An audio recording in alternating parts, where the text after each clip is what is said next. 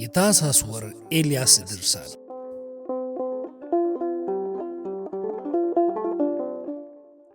አንድ አምላክ በሚሆን በአብ በወልድ በመንፈስ ቅዱስ ስም በታኅሳስ ወር የሚነበብ የነቢዩ ኤልያስ ድርሳን ይህ ነው። ጸሎትና በረከቱ ከሁሉም ሕዝበ ክርስቲያን ጋር ጸንቶ ይኑር ለዘላለሙ አሜን። ከሁሉ አስቀድሞ በአካል ሦስት በመለኮት ግን አንድ የሆኑ በአብ በወልድና በመንፈስ ቅዱስ ስም እናምናለን። ሦስትነታቸውና አንድነታቸውን አይከፈልም፣ አንድነታቸውም ሦስትነታቸውን አይጠቀልሉም፣ የተለየ ነው።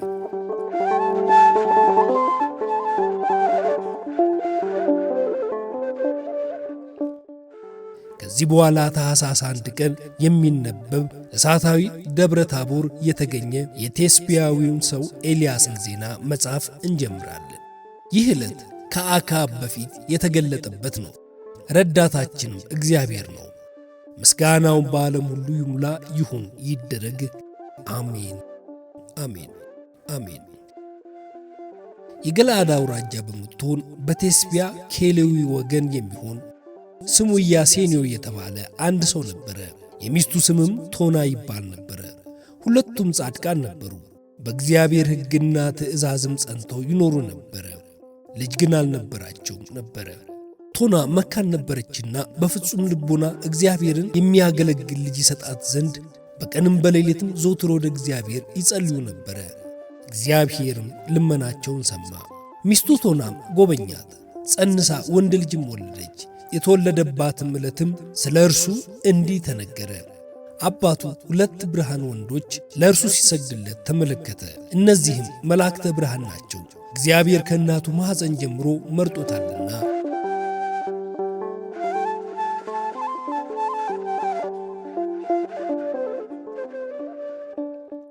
ሕፃናቱን እንደሚጠቀልልም በጨርቅ ፈንታ በእሳት ጠቀለሉት። እናትና አባቱ ግን ወደ እርሱ መቅረብን ፈሩ።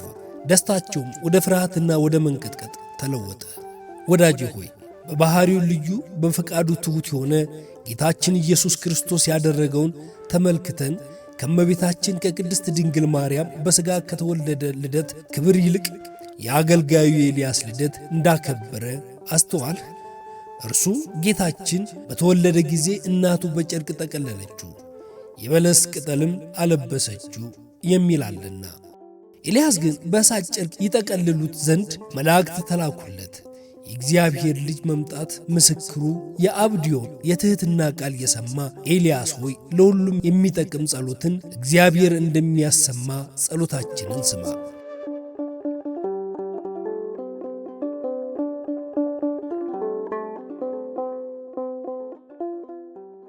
ይህ የድርሳን መጽሐፍም እንደ ደቀ መዝሙር ኤልሳ አድርገው፣ ሲነበብ የሚሰማውንም ቢታመም ፈውስን ስጠው፣ ቢያዝንም ደስ አሰኘው።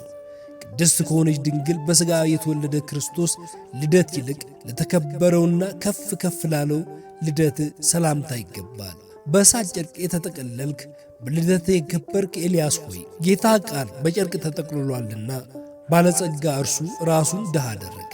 እሳታዊና መሬታዊ እንደሆነው ወደ ኤልያስ ጥንታዊ የልደት ነገር እንመለስ። በተወለደበት ዕለት የነበረውን ግርማ አባቱ በተመለከተ ጊዜ ወደ ኢየሩሳሌም ሄደ። የተመለከተውን ሁሉ ለካህናት ተናገረ። ካህናቱ በትንቢቱ ቃል አማካኝነት አልተስማሙም ነበረ። ማደሪያው ብርሃን ውስጥ ይሆናል የሚል አለ፣ በአነጋገሩ የሚያሳምን ይሆናል የሚል አለ፣ እስራኤልን በሰይፍ ይገዛል የሚል አለ።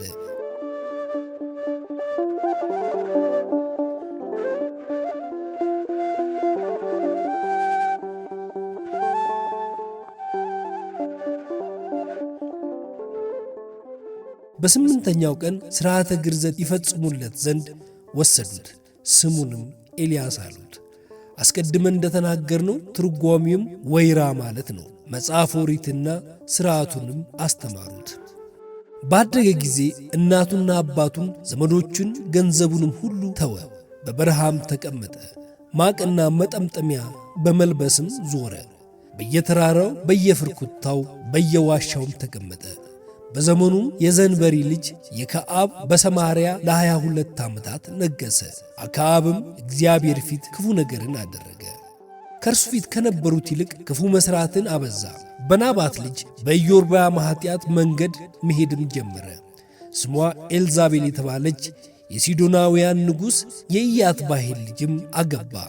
ሄዶም ለበዓል ወይም ለጣዖት ተገዢ ሆነ፣ ሰገደለትም። በሰማርያ በተሠራው ጣዖት ቤትም ለበዓል መሥዋዕትን አቀረበ። አክዓብም የእንጨት ጣዖትን ሠራ። እግዚአብሔርም የሚያስቈጣው ሰውነቱን በሚያጠፋት ገንዘቡ ክፉ ማድረግን አበዛ። ከእርሱም በፊት ከነገሱት ከእስራኤል ነገሥታት ይልቅ ክፉ ተግባርን ጨመረ። ወንድሞቻችን ሆይ በልባችን፣ በዐይናችን፣ በአእምሮአችን ሰውነታችን በትሕትና ያጸና የእግዚአብሔር አገልጋይ ኤልያስ ያደረገውን ተግባር ሁሉ እናስተውል።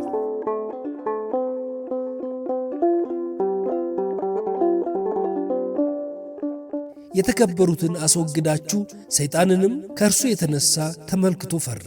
ነቢዩ ኤልያስ እንደ እሳት ተነሣ፣ አነጋገሩም እንደ እሳት ያቃጥላል። እንደ አርበኛ ወገቡን ታጥቆ መጣ። አገልጋይ ለጌታው እንደሚታዘዝ ሰውነቱን አሳልፎ ሰጠ። እግዚአብሔርንም አመለከ፣ እርሱም ሰወረው። መላእክትን ይወዳቸው ነበረ። ጸሎትን ጸለየ፣ ልመናውም ቅድመ እግዚአብሔር ደረሰ። ሽታውም ያማረ መዓዛ ሆነ። ሕዝቡና የሰማይ መላእክት ተደሰቱ። እግዚአብሔርም ልመናውን ሰማ። ዛሬም ይህንን ኃላፊውን ዓለም የጠላ በፍጹም ሐሳቡ በፍጹም ነፍሱ እግዚአብሔርን የወደደ ብፁዕና ቸር መንፈስ ቅዱስ ነቢይ የሆነ የእግዚአብሔር አገልጋይ ኤልያስ ኃይል ወይም ተግባርን እንናገራለን። በእርሱ ዘንድ ሃይማኖትም ሐዘንም አለ። በልቦናውም ይህ ኀጢአት ለምን ይወዳል? እግዚአብሔርስ ለምን አይፈልጉትም? የቁርባኑን እጅ መንሻም ለጣዖት ይሰጣሉ፣ የእግዚአብሔርን መሥዋዕትንም ያስቀራሉ በማለት በልቡናው አዘነ። ይህንን ተግባር ከማየት ሞት ይሻላል አለ። ከሐዘኑ ጽናት የተነሣ የነቢዩ ኤልያስ ሰውነት ደከመ። በልመናውም አክዓብንና ሕዝቦቹን የሆኑ የእስራኤልን ልጆች ምን ላድርጋቸው? ዓለም ከመፈጠሩ አስቀድሞ መልካም የሆነ እግዚአብሔር ምስጋና ለውጠዋልና የማይጠቅም ርኩስ የሆነ ጣዖትንም አምልከዋልና በማለት አሰበ። ምን ማድረግ እችላለሁ? ታቃጥላቸው ዘንድ ከአንደበቴ እንደ እሳት የምታቃጥል ቃልን አወጣለሁ። አፌን እንደ ነቢዩ ሙሴ ለጸሎት እከፍታለሁ።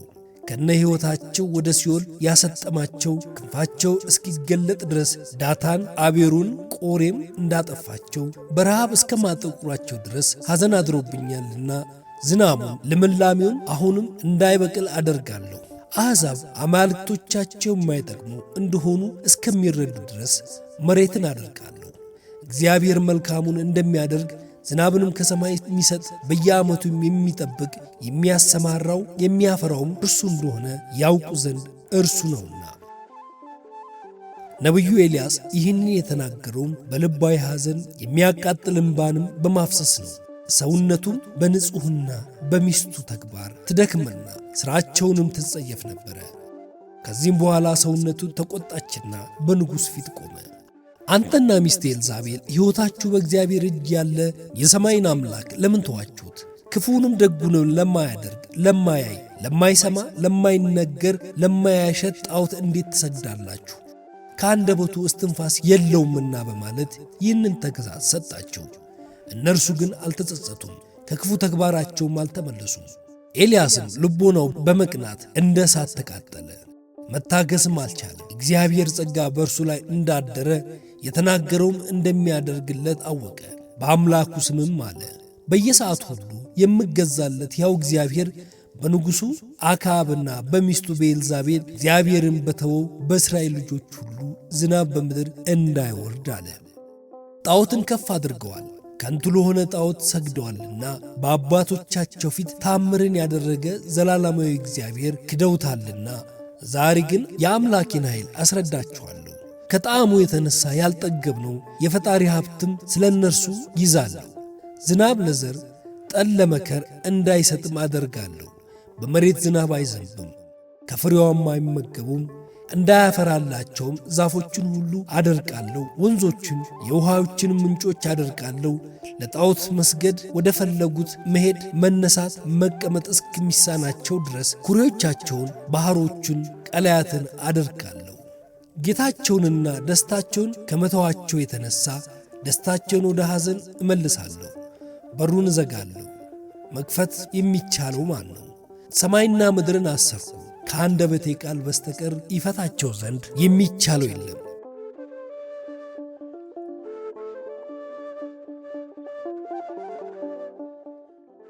ያን ጊዜም የምድር ነገሥታት ሁሉ ታሰሩ። የኤልያስ አምላክ ኃይል ሰማይና ምድርን የፈጠረ ገናና አምላክ ነውና የሚያምኑበትንም ያድናቸዋል፣ መንግሥቱንም ያወርሳቸዋል።